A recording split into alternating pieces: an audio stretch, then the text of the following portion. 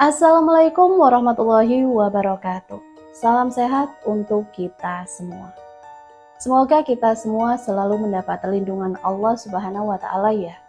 Diberikan nikmat sehat walafiat serta dimudahkan segala urusannya. Amin ya robbal alamin. Kesempatan kali ini Mimin akan membagikan satu cerita misteri.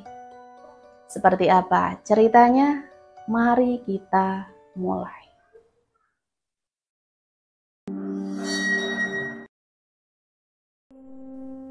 Namaku Fadil, usiaku 35 tahun.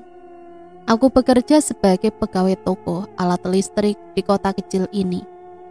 Penghasilanku tidak besar, tapi cukup untuk makan, bayar kontrakan, dan sesekali menabung sedikit. Setidaknya begitu dulu sebelum aku menikah dengan Nurul. Nurul, perempuan cantik berusia 30 tahun, berkulit putih dan berwajah manis. Saat pertama kali aku mengenalnya, ia seperti cahaya di tengah hidupku yang suram. Kami bertemu di tempat kerjaku dulu saat ia datang membeli lampu gantung hias untuk rumah temannya. Senyumannya membuatku bergetar. Aku tak pernah menyangka beberapa bulan kemudian kami akan menikah. Di awal pernikahan aku merasa menjadi lelaki paling beruntung di dunia.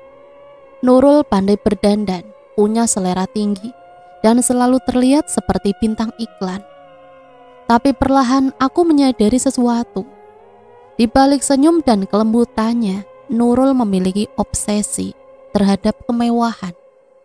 Ia selalu ingin tampil lebih dari orang lain. "Mas, kapan kita ganti motor? Aku malu kalau terus naik motor tua ini," katanya suatu malam sambil menatap layar ponsel yang menampilkan foto seorang temannya yang baru membeli mobil. Aku hanya tersenyum kecut. "Nabung dulu ya, sekarang belum waktunya." Nurul menghela napas panjang, lalu menutup ponsel dengan ekspresi kecewa. "Teman-temanku semua sudah punya mobil, Mas, cuma aku yang belum. Kamu kan kepala keluarga, harusnya bisa dong kasih kehidupan yang layak." Kalimat itu seperti duri yang menusuk dadaku. Aku tahu maksudnya bukan untuk merendahkan, tapi tetap saja menyakitkan. Aku bekerja keras setiap hari, berangkat pagi pulang malam. Tapi bagi Nurul itu belum cukup. Hari-hari berikutnya terasa semakin berat. Nurul mulai sering membandingkan hidup kami dengan orang lain yang ingin perabot baru, tas bermerek, perhiasan, dan liburan. Semua hal yang bagiku hanya mimpi.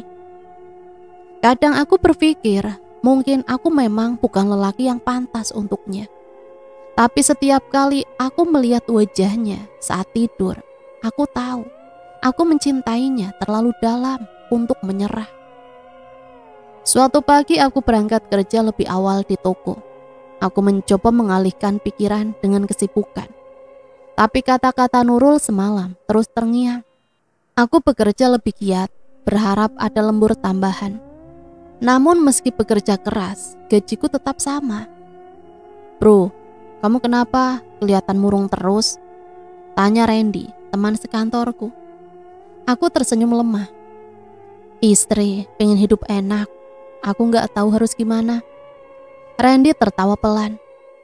"Namanya juga perempuan, bro. Tapi ya, kalau penghasilan segini mau gimana lagi?" Aku mengangguk tanpa berkata.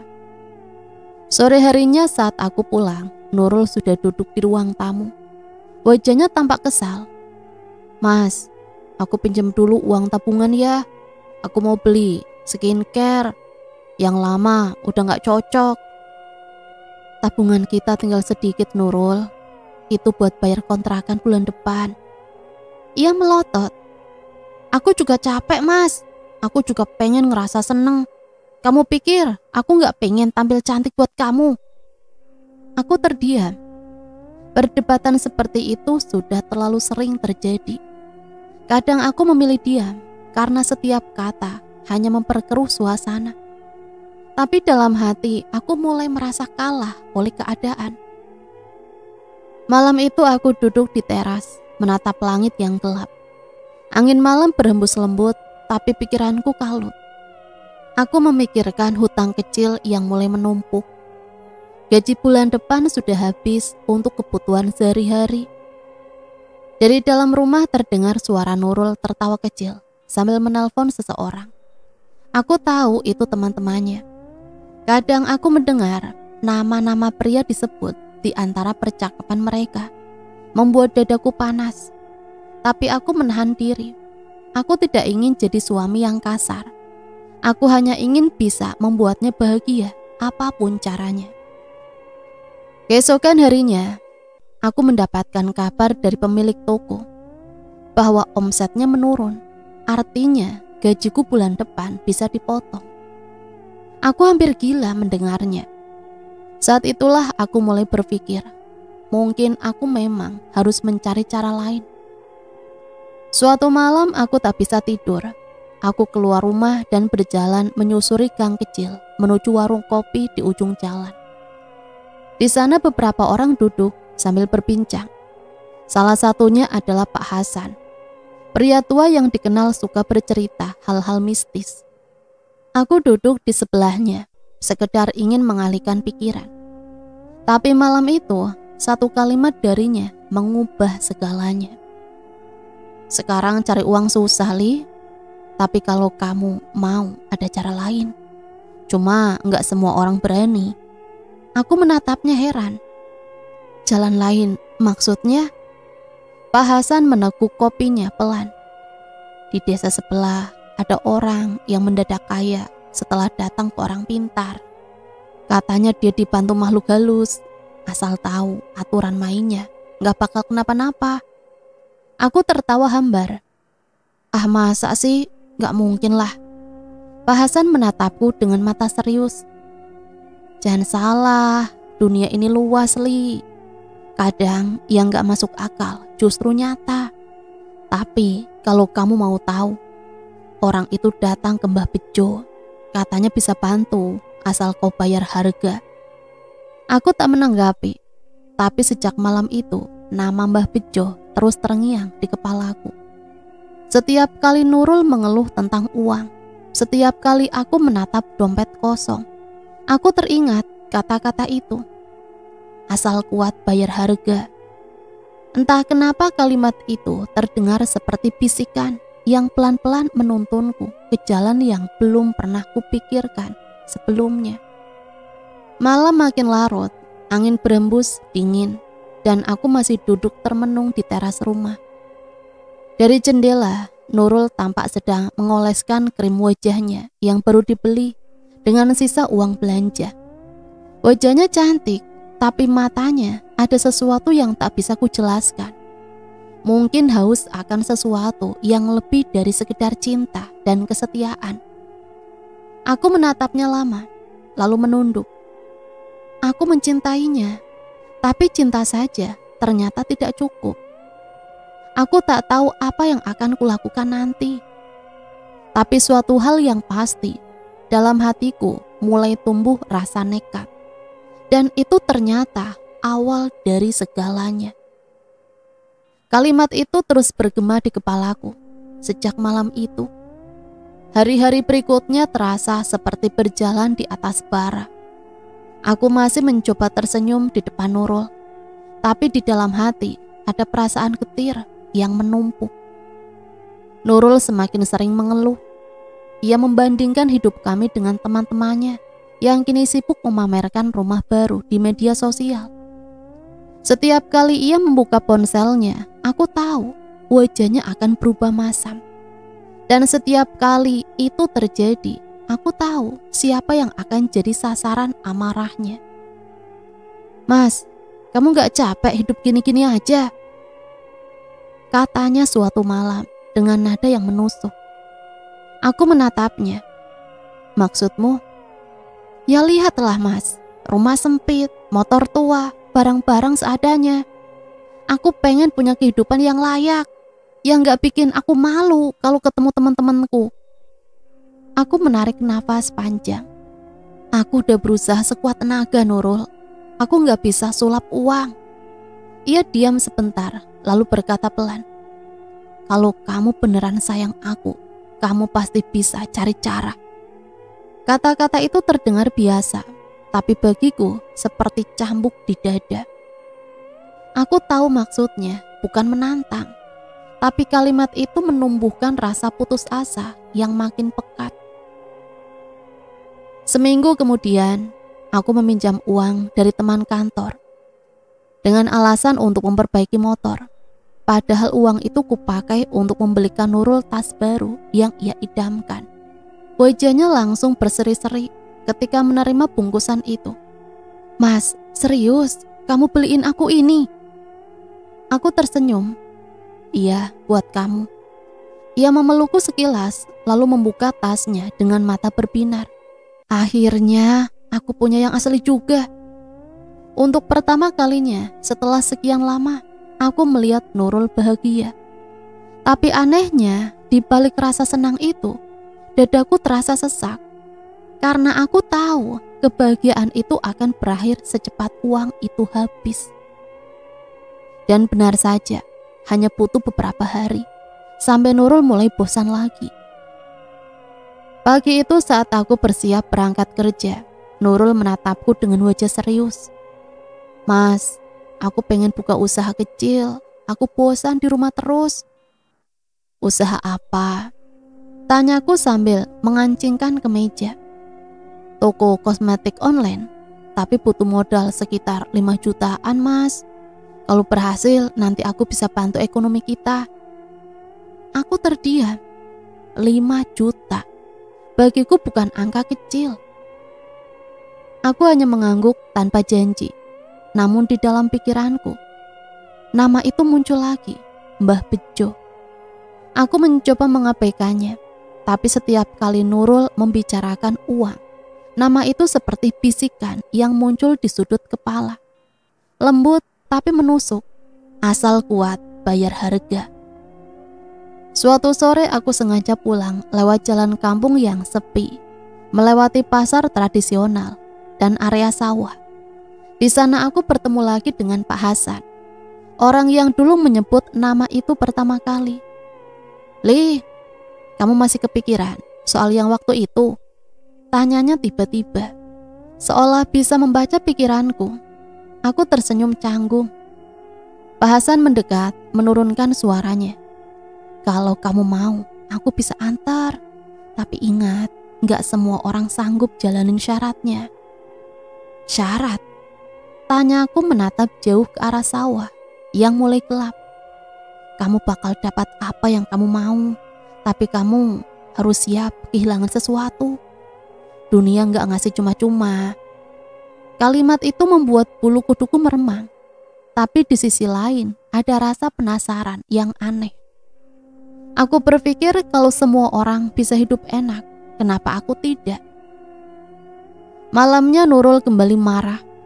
Katanya aku terlalu banyak janji, tapi tidak pernah menepati. "Aku capek, Mas. Aku pengen hidup normal. Aku pengen punya masa depan. Yang pasti teman-temanku semua udah punya bisnis, rumah, mobil. Kita apa? Kontrakan aja masih nunggak." Aku hanya diam, takut salah bicara. Tapi tiba-tiba Nurul menangis. "Maaf, aku cuma pengen bahagia, Mas. Aku cuma pengen hidup yang gak nyusahin kamu juga." Tangisannya terdengar jujur.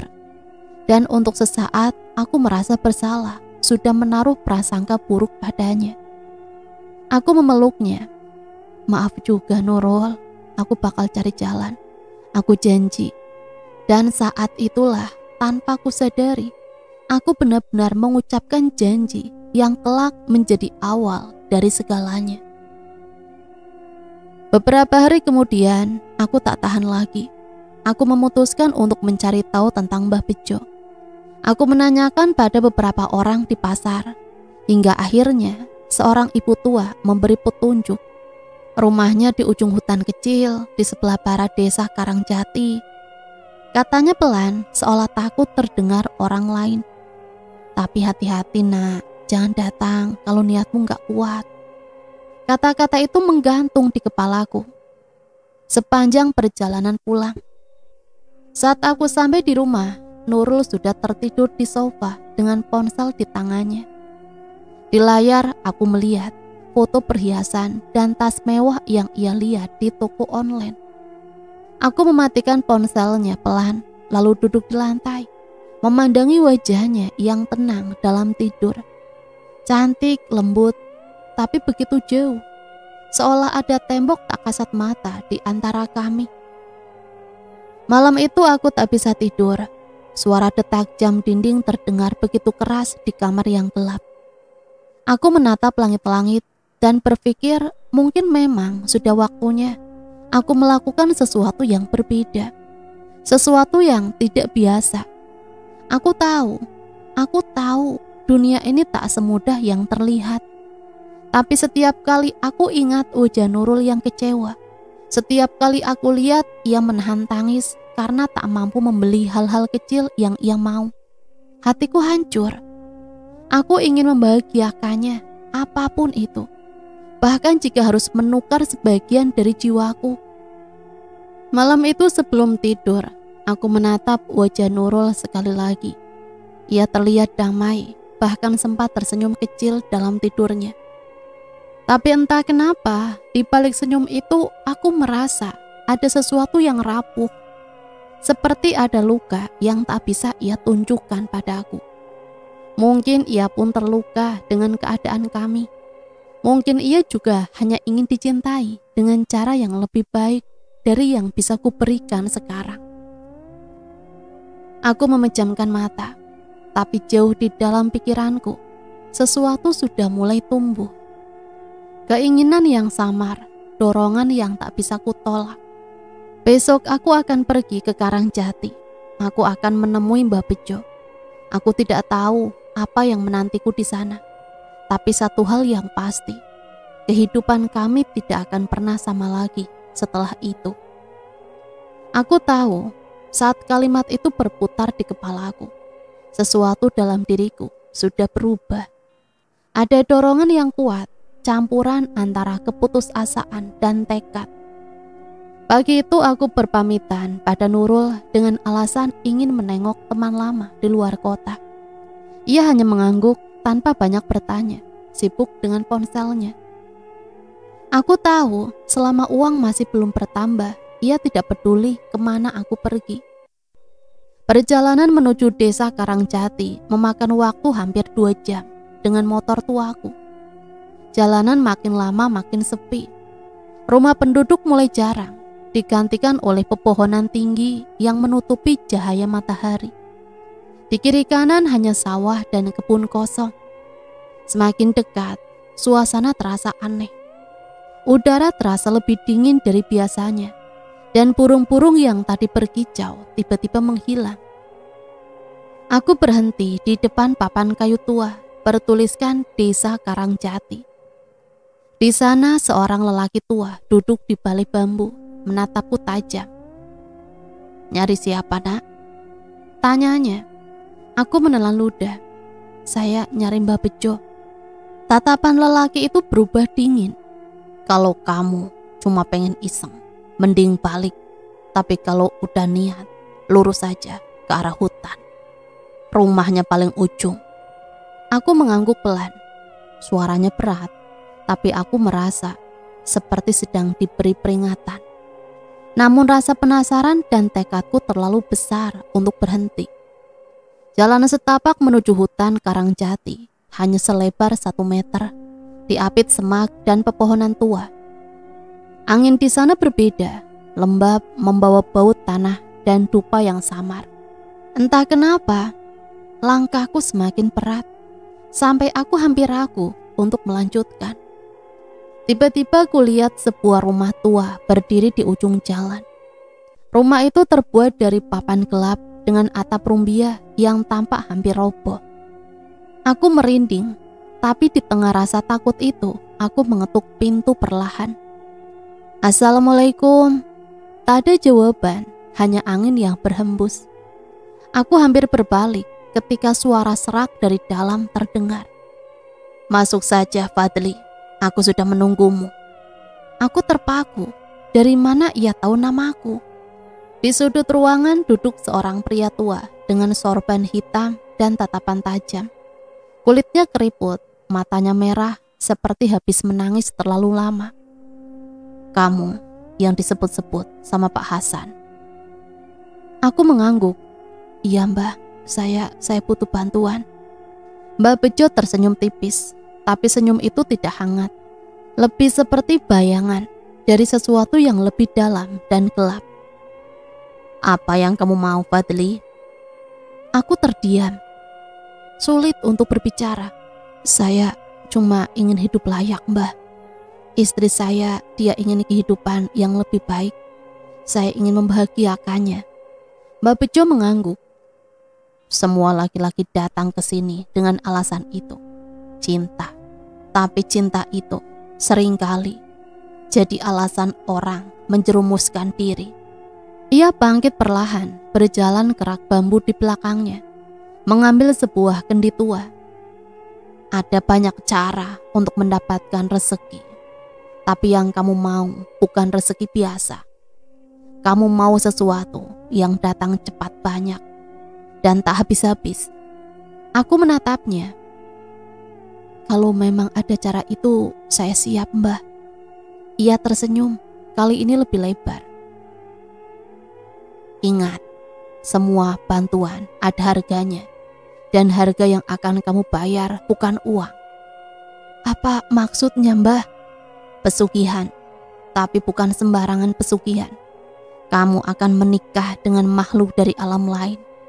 Dia yang akan menjagamu, mendatangkan rezeki, tapi kamu juga harus menjaganya. Darahku langsung berdesir. Aku tidak tahu harus takut atau tertarik menikah dengan makhluk halus. Tenang, jin betina. Mereka kuat, indah dan setia, tapi pencemburu. Kalau kamu melanggar janji, mereka akan menagihnya dengan nyawamu atau orang yang kamu cintai. Tubuhku membeku, tapi entah kenapa ada bagian dari diriku yang tidak mundur. Apa yang harus aku lakukan, mbah? Mbak Bejo berjalan ke sudut ruangan, mengambil selembar kain putih panjang, beberapa bunga 7 rupa, dan kendi berisi cairan gelap. Besok malam, kau datang lagi, bawa air dari sumur di rumahmu, sehelai rambut istrimu, dan segenggam tanah dari halaman rumahmu. Itu akan jadi penghubung antara dunia kamu dan dunia dia. Aku menelan ludah.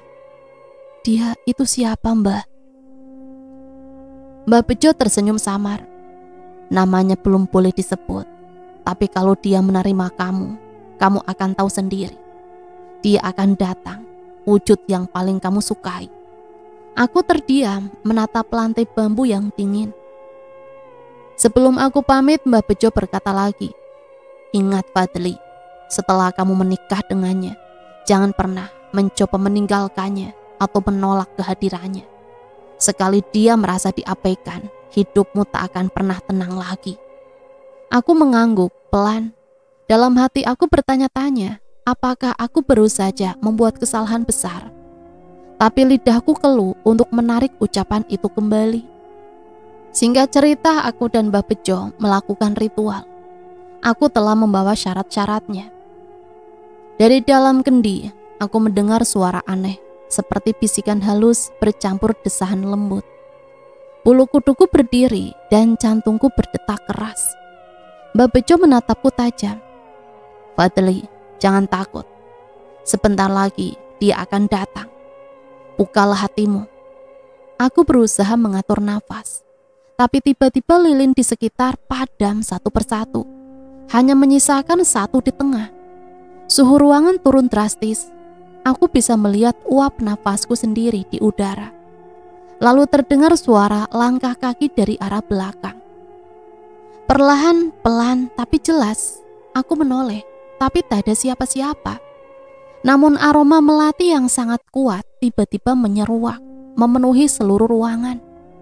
Dari balik bayangan di sudut ruangan, tampak sesuatu bergerak. Sebuah siluet perempuan, rambut panjang mengenakan gaun merah. Langkahnya melayang, seolah tidak menyentuh lantai. Wajahnya samar, di balik rambut hitam yang menutupi sebagian pipinya.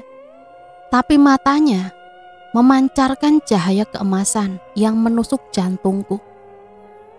Dia datang, bisik Mbah Bejo. Perempuan itu berjalan mendekat. Setiap langkahnya diiringi bunyi halus, seperti gemerincing logam. Saat ia sampai di depanku, aku bisa melihat wajahnya lebih jelas. Cantik, tapi bukan kecantikan manusia. Kulitnya putih berkilau, bibirnya merah seperti darah segar, dan matanya seolah tak punya batas. Ia tersenyum samar, lalu duduk di hadapanku.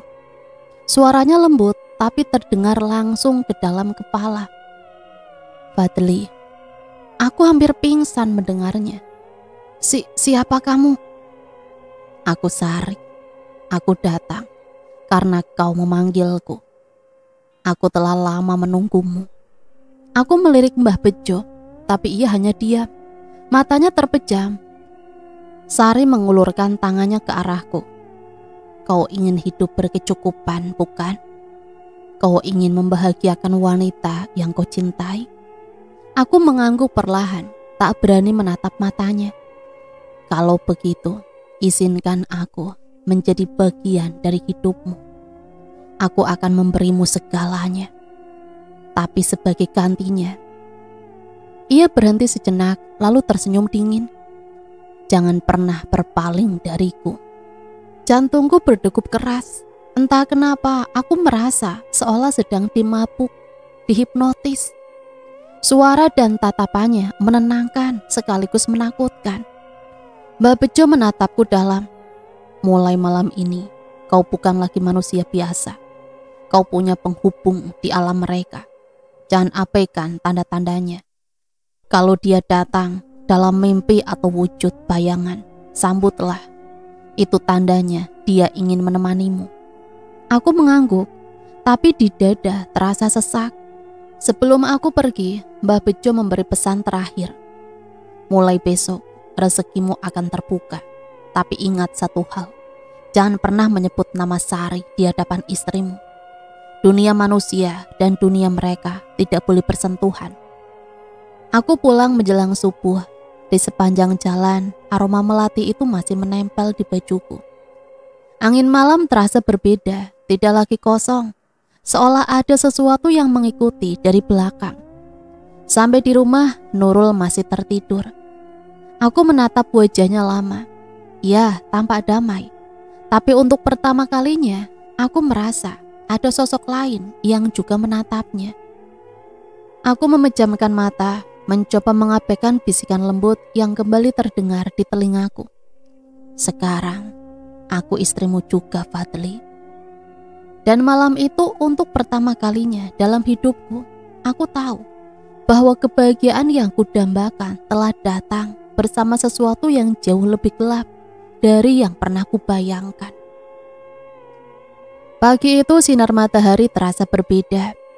Nurul masih tidur ketika aku menatap wajahnya.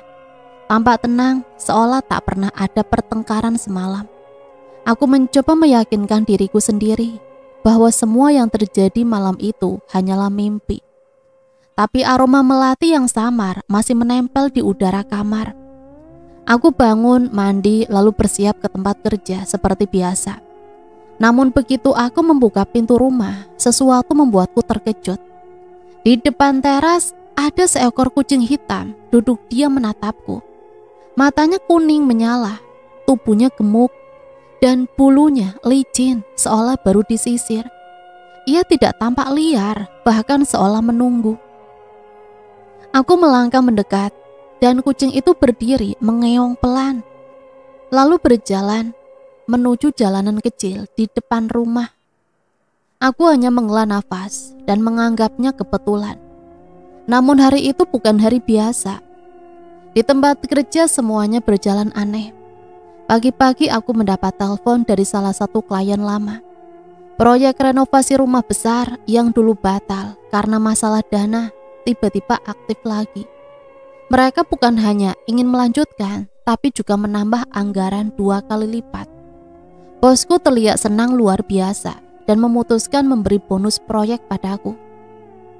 Ketika siang menjelang, aku kembali menerima kabar baik. Saham kecil yang dulu kubeli dari sisa tabungan ternyata melonjak tajam. Angka di rekeningku naik 2 kali lipat. Aku bahkan sempat mengecek berkali-kali, memastikan itu bukan kesalahan sistem.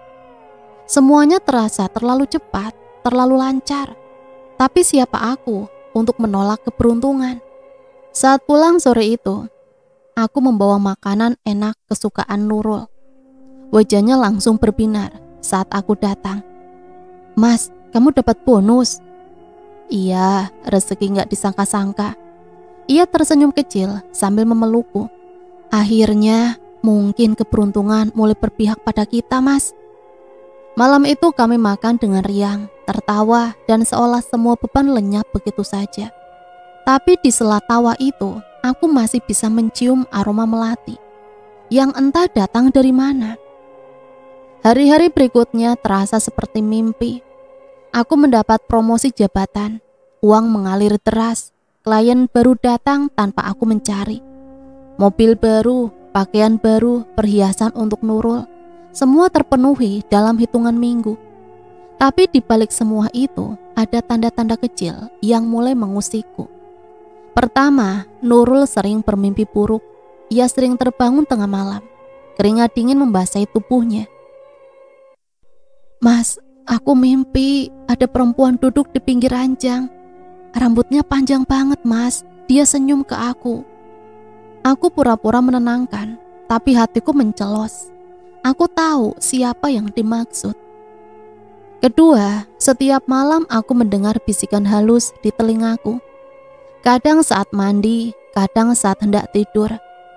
"Terima kasih Fadli, aku senang kau bahagia." Suara itu lembut, tapi membuat tubuhku merinding. Dan selalu diikuti aroma melati yang semakin kuat. Ketiga, benda-benda di rumah mulai bergerak sendiri. Kaca rias Nurul sering terbuka, meski tak ada yang menyentuh.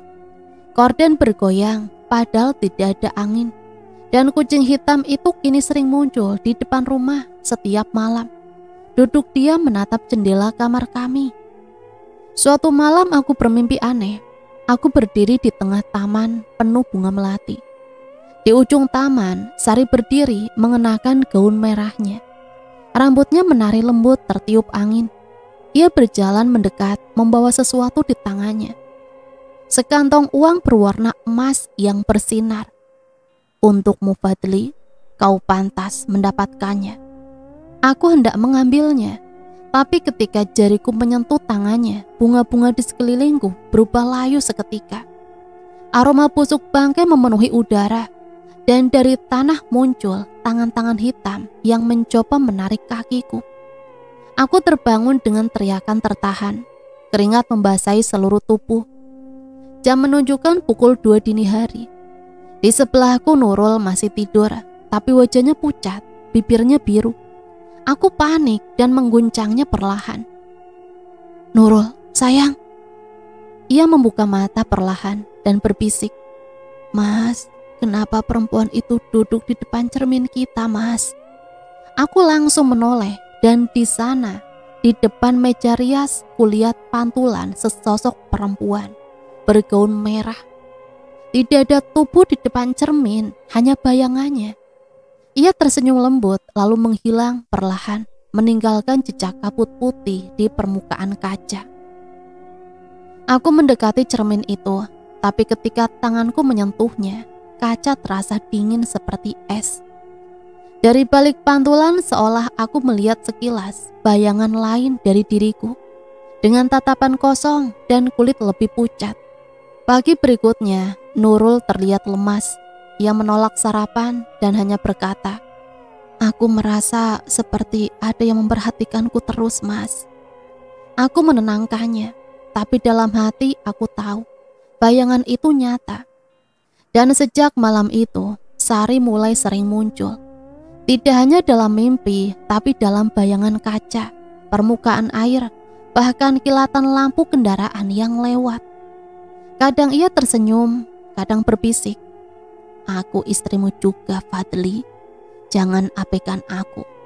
Setiap kali ia muncul, rezeki selalu datang. tak lama kemudian. Satu malam aku melihat sosoknya berdiri di depan jendela.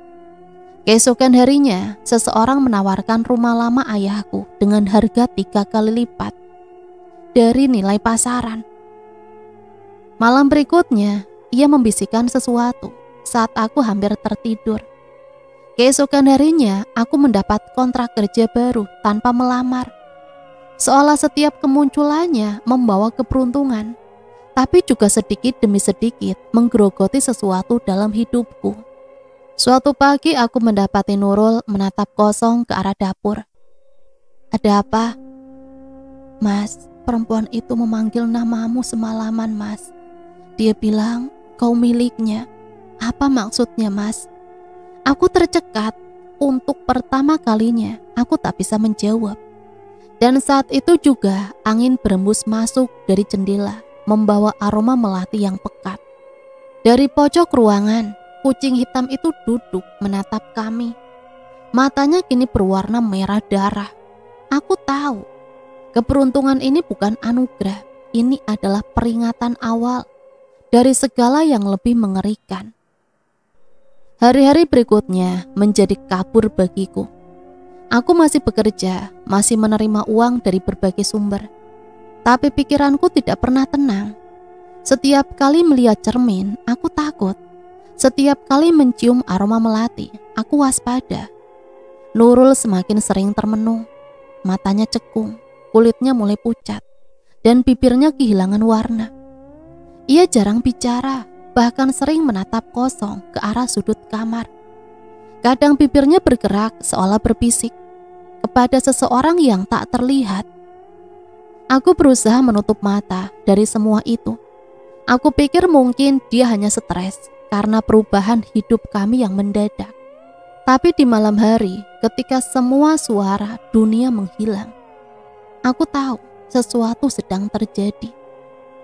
Malam itu aku terbangun karena suara gemericik dari kamar mandi. Air mengalir, padahal aku yakin tak ada yang menyalakannya. Aku bangkit perlahan, menyalakan lampu dan berjalan ke arah sumber suara. Begitu aku membuka pintu, di wastafel memang mengalir deras.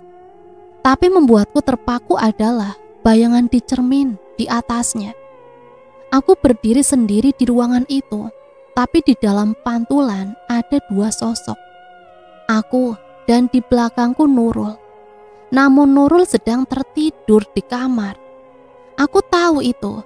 Bayangan itu menatapku dari pantulan, tersenyum. Lalu perlahan wajahnya berubah. Matanya menjadi keemasan, rambutnya memanjang, bibirnya merah, segar. Sari, bisikku sadar. Bayangan itu tersenyum lebih lebar. "Kau ingat aku, Fadli?" Aku mundur setapak, tapi suaranya mengikutiku, bergema lembut dari dinding.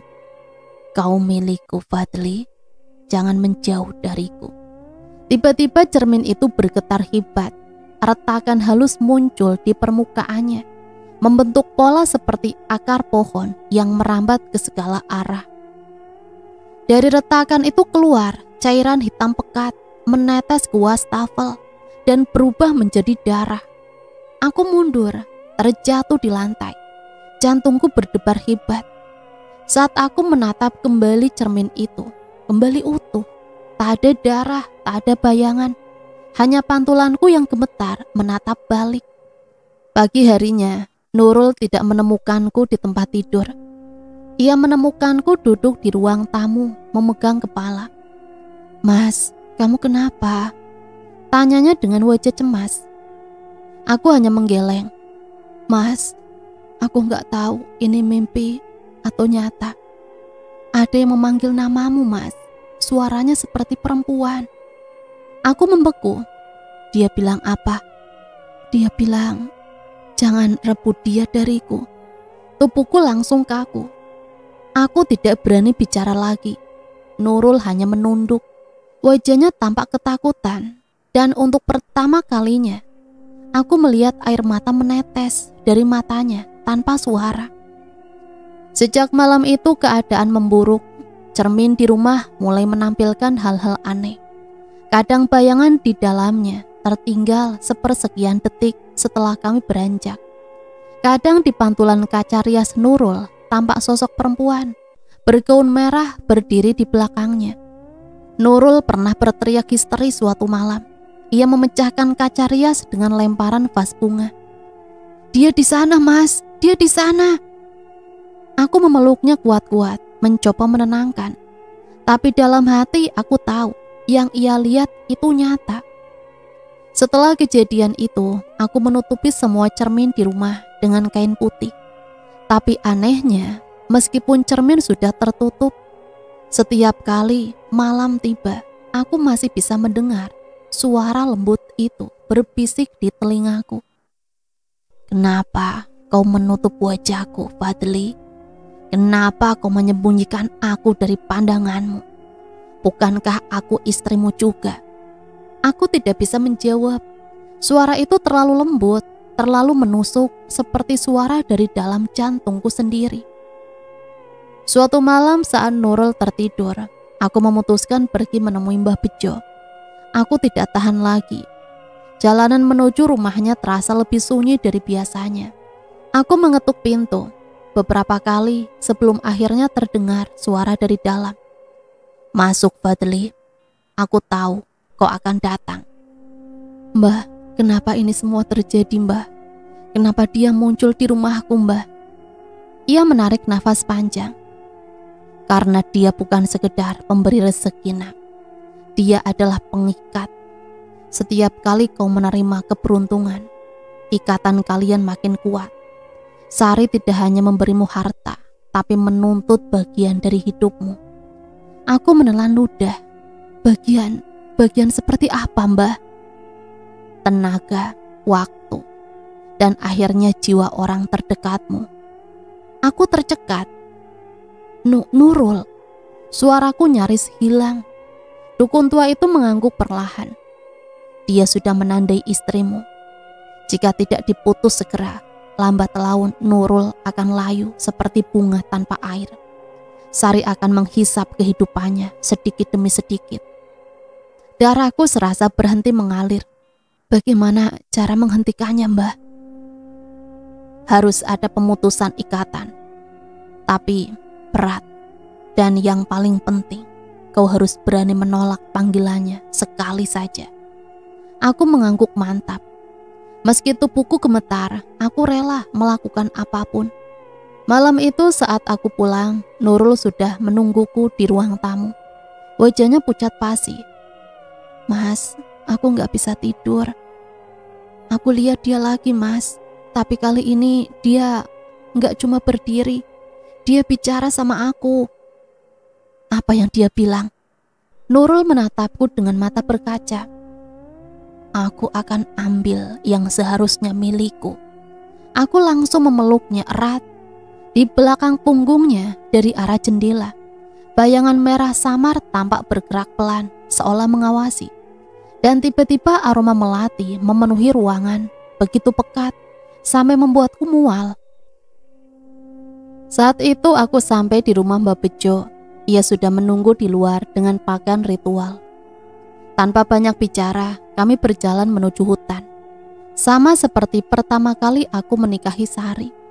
Namun kali ini tujuannya berbeda, bukan memanggil, tapi mengusir. "Apapun yang terjadi, jangan buka mata sampai aku bilang." Detik-detik berikutnya terasa seperti mimpi buruk yang hidup.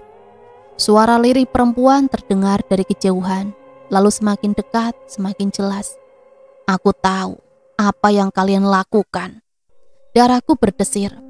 Itu suara Sari. "Fadli, kenapa kau hianati aku?" Suaranya bergema dari segala arah, seperti berasal dari dalam kepala.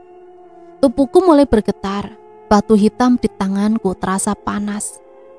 Dari sela kelopak mataku, aku melihat cahaya merah berpendar di balik kegelapan. Dia datang. Suara Mbak Bejo semakin cepat melantunkan mantra. Suaranya serak namun tegas. "Tahan Fadli, jangan goyah. Kau milikku Fadli." Teriaknya, suaranya menggelegar seperti petir. Aku berteriak, tapi suaraku tenggelam oleh hembusan angin.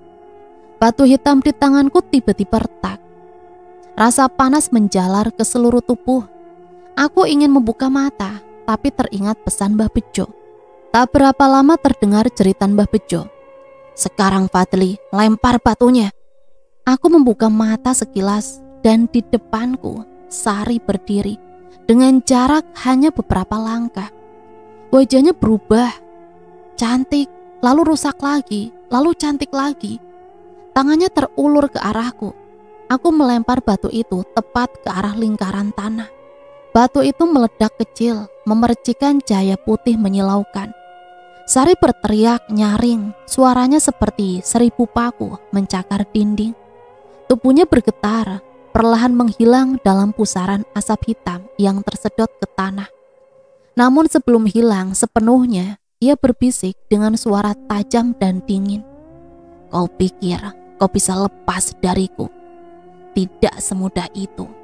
Aku sudah menanam bagian diriku di rumahmu." Lalu semuanya gelap. Aku sadar beberapa jam kemudian, tubuhku tergeletak di tanah basah. Mbah Bejo duduk tak jauh dariku, nafasku tersengal. "Sudah selesai," katanya lirih. Tapi dari nadanya aku tahu belum sepenuhnya. "Kau dengar yang dia bilang tadi, Fadli? Ya, berarti ada pengikat lain di rumahmu. Sesuatu yang menjadi jalannya menembus dunia manusia. Kau harus menemukannya sebelum malam ketiga." Aku mengerutkan kening. Malam ketiga. Jikalau lewat dari itu, dia akan kembali lebih kuat. Aku menatapnya ngeri. "Bagaimana aku tahu apa pengikatnya, Mbah?" "Biasanya sesuatu yang kau terima setelah ritual. Sesuatu yang tampak biasa, tapi membuatmu selalu diingat olehnya." Aku terdiam, pikiranku langsung melayang pada satu hal. Cermin rias Nurul. Cermin yang dulu kubeli tak lama setelah pesugihan berhasil. Cermin yang selalu membuat Nurul ketakutan. Mbah Bejo menatapku serius. "Jika itu pengikatnya, hancurkan sebelum malam ketiga. Tapi ingat, jangan sendirian. Dia akan mencoba menghentikanmu." Aku pulang menjelang subuh. Tubuh masih lemah, rumah terasa sunyi. Begitu membuka pintu kamar, Nurul masih tertidur, tapi wajahnya tampak lebih tenang. Aku menatap cermin di meja rias. Sekilas hanya pantulanku di sana. Tapi di sudut kamar bawah kaca, samar-samar ada noda merah, seperti bekas jari yang meneteskan darah. Aroma melati perlahan muncul lagi, dan di tengah keheningan itu, suara lembut bergema di telingaku. "Kalau kau berani menghancurkannya, Fadli, aku akan mengambilnya darimu lebih dulu." Aku menatap cermin itu tanpa berkedip. Cahaya matahari menembus tirai, tapi tidak mampu menghangatkan suasana.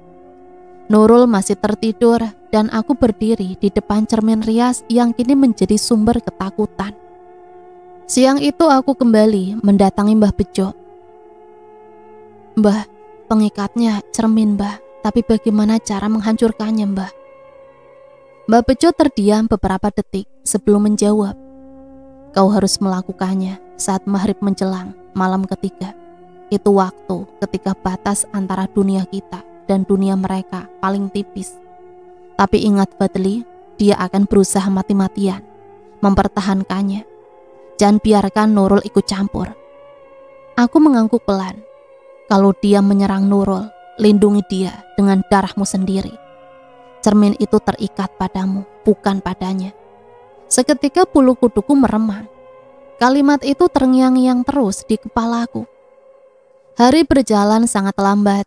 Aku mencoba bertingkah normal di depan Nurul, tapi sulit. Ia memperhatikan gerak-geriku yang aneh.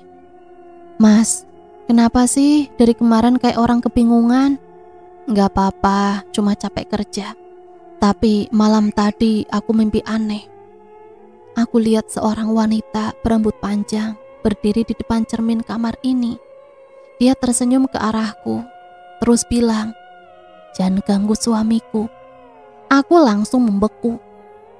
Nurul menatapku bingung, melihat reaksiku. Mas, kamu kenapa? Mimpi itu cuma bunga tidur, Nurul, jangan dipikirkan. Tapi aku tahu itu bukan sekedar mimpi. Sari sudah mulai menampakkan diri di dunia Nurul.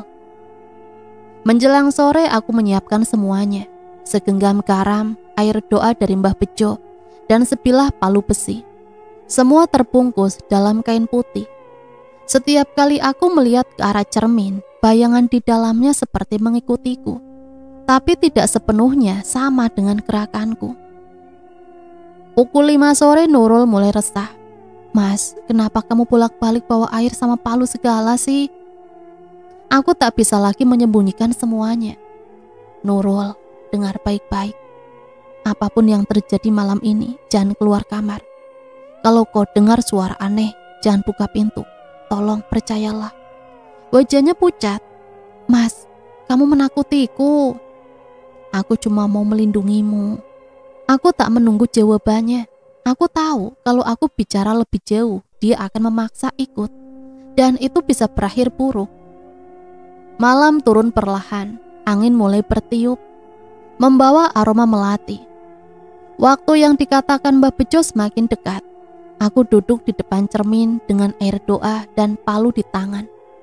Api lilin kecil menyala di meja rias, memantulkan cahaya ke wajahku. Lalu tanpa peringatan, bayangan di cermin bergerak sendiri. Wajah di dalam sana tersenyum. Bukan senyumanku, itu senyum milik Sari.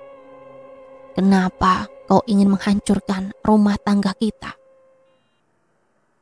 Aku sudah memberimu segalanya, kekayaan, kesenangan, ketenangan, tapi kau malah memilih dia. Aku menggenggam palu kuat-kuat. Kau bukan manusia, kau memperdayaiku. Apakah itu salah kalau aku mencintaimu? Katanya lagi, matanya merah berkilat. Aku hanya ingin kau bersama aku selamanya. Nurul tak bisa memberimu apa yang kuberikan. Bayangan Sari perlahan keluar dari cermin. Tubuhnya terbentuk dari asap hitam yang menetes ke lantai. Berubah menjadi sosok wanita bergaun merah dengan rambut panjang menutupi sebagian wajah. Aku melangkah mundur. Pergi, dia tertawa kecil. Kalau aku pergi, maka hidupmu akan kosong lagi. Fadli, kau tahu itu. Kau akan kembali miskin. Nurul akan meninggalkanmu. Tidak, teriakku mengangkat palu. Dia mendekat. Kalau begitu, aku akan mengambilnya darimu. Biar kau tahu rasanya kehilangan. Tiba-tiba dari kamar terdengar suara Nurul menjerit. Mas, tolong mas. Aku langsung berlari ke arah pintu kamar. Tapi Sari melambaikan tangan. Cermin di belakangku pecah sebagian. Dan dari pecahan itu keluar bayangan-bayangan hitam kecil yang bergerak cepat menuju pintu kamar. Tidak, aku berbalik dan menyiram air doa ke arah cermin. Asap putih mengepul, membuat Sari mundur sambil mencerit. Aku tahu ini saatnya. Dengan sekuat tenaga, aku mengayunkan palu ke arah cermin. Seketika cermin retak, tapi belum hancur. Suara tawa Sari menggema di seluruh ruangan. Tangan kiriku berdarah karena pecahan kaca. Aku tak peduli. Aku mengayunkan palu lagi dan lagi sampai seluruh permukaan cermin hancur berkeping-keping. Ketika pecahan terakhir jatuh ke lantai, ruangan menjadi sunyi. Udara kembali hangat. Aroma melati hilang. Aku terhuyung, nafas terengah, lututku lemas. Aku menatap cermin yang kini hanya tersisa bingkainya saja. Tak ada apa-apa di sana, hanya keheningan. Lalu dari kamar, Nurul memanggil pelan. Mas, sudah selesai. Aku masuk ke kamar dan mendapati Nurul duduk di lantai. Wajahnya pucat tapi tidak terluka. Ia menatapku dengan mata berlinang. Tadi aku lihat dia, Mas, wanita itu. Tapi tiba-tiba menghilang saat kamu memukul cermin. Aku mengangguk mencoba tersenyum. Sudah berakhir sayang. Kami saling berpelukan lama, tapi dalam kehangatan itu, aku masih bisa merasakan sesuatu yang aneh di tengkuku. Seperti tiupan lembut seorang perempuan. Terima kasih sudah mengingatku, Fadli." Bisikan itu datang entah dari mana, lembut tapi jelas. Aku menatap Nurul. Ia tampak tak mendengar apa-apa. Tapi dari kaca kecil lemari pakaian di belakangnya, aku sempat melihat sesuatu yang membuat darahku membeku. Bayangan Sari tersenyum samar di sana sebelum menghilang lagi. Aku tahu meskipun ikatan utama sudah terputus, dia belum sepenuhnya pergi. Dan malam ketiga belum benar-benar berakhir. Pagi itu matahari bersinar lebih cerah dari biasanya. Burung-burung berkicau di luar jendela. Dan untuk pertama kalinya dalam waktu lama, rumah ini terasa damai. Tidak ada aroma melati, tidak ada bisikan, tidak ada bayangan di cermin. Hanya ketenangan yang selama ini kami rindukan. Nurul menyiapkan sarapan dengan wajah sumringah. "Mas, aku gak tahu kenapa, tapi perasaanku hari ini lebih enteng. Seperti semua beban hilang." Aku tersenyum meski dalam hati masih waspada. Mungkin karena kita akhirnya bisa istirahat dengan tenang. Namun di balik senyum itu, aku tahu betul bahwa segala sesuatu yang berhubungan dengan dunia gaib tak pernah selesai begitu saja. Setiap perjanjian selalu meninggalkan sisa, entah itu luka, kutukan, atau sesuatu yang lebih halus dari itu. Hari-hari berikutnya berjalan normal. Aku kembali bekerja. Nurul mulai membuka usaha kecil, menjual kue di rumah. Hidup kami terasa perlahan membaik. Anehnya, uang seolah datang tanpa kami sadari. Pelanggan selalu ramai, pesanan tak henti mengalir. Bahkan ada yang membayar lebih dari harga seharusnya. Awalnya aku bersyukur, tapi semakin lama aku mulai curiga. Semua berjalan terlalu mudah. Suatu sore aku menghitung uang hasil penjualan Nurul. Kok bisa banyak banget ya? Padahal kamu baru jual 3 toples. Nurul tertawa kecil. "Mungkin rezeki mas, jangan seuzon." Aku mengangguk, tapi malamnya rasa tenang itu hilang lagi. Saat membuka lagi tempat uang disimpan, aku melihat selembar uang 50-an yang warnanya sedikit berbeda. Agak gelap seperti terbakar di tepinya dan terasa hangat saat disentuh. Aku menatap uang itu lama. Hidungku mencium samar aroma melati. Malamnya aku memutuskan pergi ke rumah Mbak Bejo lagi.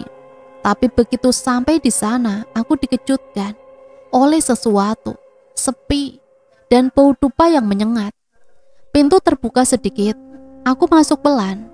Mbak Bejo duduk di kursi bambu. Wajahnya pucat, matanya kosong, menatap ke arah api dupa yang masih menyala. "Mbah," panggilku pelan. Ia menoleh lambat. "Fadli, aku sudah tahu kau akan datang." "Kenapa, Mbah?" "Semua ini belum selesai. Ikatan utamanya sudah terputus, tapi sebagian dari kekuatannya masih tertinggal di dunia ini.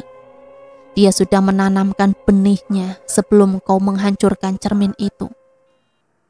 Aku menelan ludah. Setiap pesugihan memiliki tumbal dan penebus.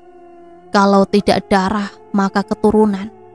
Kalau bukan keturunan, maka rezeki yang berbalik menjadi bencana. Kau masih dalam garis hutangnya. Aku merinding. Jadi maksud Mbak semua yang terjadi sekarang, rezeki yang datang tanpa alasan itu masih dari dia? Iya. Pelan Sari belum pergi. Kini menyamar dalam bentuk keberuntungan. Tapi cepat atau lambat dia akan menagih. Aku terdiam lama. Kata-kata ia akan menagih menggema di kepala. Beberapa hari kemudian, Nurul mulai sering mengeluh sakit kepala. Awalnya hanya pusing ringan, lalu berlanjut menjadi migrain yang parah. Kadang ia bicara sendiri ke dapur, kadang memanggil namaku meski aku sedang duduk di sampingnya. Suatu malam aku mendengarnya berbicara dari kamar mandi. "Iya, aku tahu dia gak akan kemana-mana, tapi jangan sakiti dia, tolong." Aku langsung mendobrak pintu. Nurul berdiri di depan cermin kecil di kamar mandi, menatap pantulannya sendiri dengan mata kosong. "Nurul, kamu ngapain?" Ia menoleh cepat, wajahnya pucat. "Mas, aku tadi ada perempuan di cermin. Dia bilang dia mau bicara sama kamu." Darahku seolah berhenti mengalir. Apa yang dia bilang? Katanya kamu lupa janjimu. Dia datang bukan untuk menyakiti, tapi menagih yang menjadi haknya. Aku mundur, lemas. Jadi benar kata Mbak Bejo, Sari belum pergi. Kini ia menagih sesuatu yang belum ditepati. Malam berikutnya aku bermimpi aneh. Dalam mimpi itu, aku berdiri. Di seberang ada Sari menungguku dengan gaun merahnya yang berkilau seperti darah. "Fadli, aku tidak ingin mengganggumu. Aku hanya ingin kau menjadi bagianku. Aku sudah menghapus ikatan kita." "Kau pikir memecahkan cermin bisa memutus cinta? Aku ingin sepotong kehidupanmu. Bagian kecil saja sebagai penebus." Sebelum sempat ku jawab, dia berjalan ke arahku. Kakinya menapak di atas air tanpa meninggalkan riak. Tangannya yang dingin menyentuh dadaku. Dan tiba-tiba aku merasa sesuatu tersedot dari dalam tubuhku. Aku terbangun dengan nafas tersengal. Dada terasa berat seperti ada batu besar menindih. Di sisi ranjang, Nurul tidur gelisah. Keringat dingin membasahi pelipisnya. Di lehernya ada bekas jari tipis berwarna merah keunguan. Keesokan harinya aku kembali ke rumah Mbak Bejo. Tapi kali ini tak ada yang menyambut. Rumahnya kosong, pintu terbuka lebar. Dan di dalam hanya ada sisa dupa yang telah padam. Di atas meja ada secari kertas dengan tulisan tangan gemetar. "Jika dia sudah menagih, hanya ada satu cara. Tebus dengan sesuatu yang lahir dari darahmu sendiri. Jangan biarkan dia mengambil dari orang lain." Aku memandangi tulisan itu lama. Dadaku sesak. Satu-satunya darah yang lahir dariku hanyalah Nurul, istriku. Dialah yang kini terancam jadi tumbal. Malam semakin mendekat, setiap detik berlalu seperti langkah menuju jurang. Aku menatap Nurul yang mulai tidur setelah kualiri air doa di dahinya. Tapi di antara ketenangan itu, aku bisa mendengar bisikan lembut di telingaku. "Fadli, waktumu hampir habis. Aku tidak ingin membunuh, aku hanya ingin bagianmu. Kau bisa memilih menyerahkannya sendiri atau aku ambil lewat dia." Air mataku menetes tanpa sadar. Aku tahu kali ini tak ada Mbah Bejo, tak ada ritual penyelamat. Hanya aku dan keputusan yang harus kuambil. Ku tarik nafas panjang, memejamkan mata dan berbisik lirih. Kalau memang harus ada yang ditebus, biarlah aku saja Sari, jangan sentuh dia. Dingin menjalar di sekujur tubuhku. Angin malam berhembus pelan melalui jendela yang entah sejak kapan terbuka. Dalam kegelapan samar-samar, aku melihat siluet wanita bergaun merah berdiri di sudut ruangan, tersenyum lembut tapi menyeramkan. Dan sebelum aku sempat bergerak, bayangan itu lenyap meninggalkan hanya bisikan terakhir yang menggantung di udara. "Besok semuanya akan selesai." Aku menatap Nurul yang masih tidur pulas, wajahnya tenang tanpa tahu bahwa mungkin malam ini adalah malam terakhirku bersamanya. Malam terasa panjang. Angin yang masuk dari jendela membawa aroma lembut melati yang kini tak lagi hanya menakutkan, tapi juga seperti tanda perpisahan. Aku duduk di tepi ranjang, menatap wajah Nurul yang damai. Ada perasaan bersalah yang begitu besar menyelimuti dada.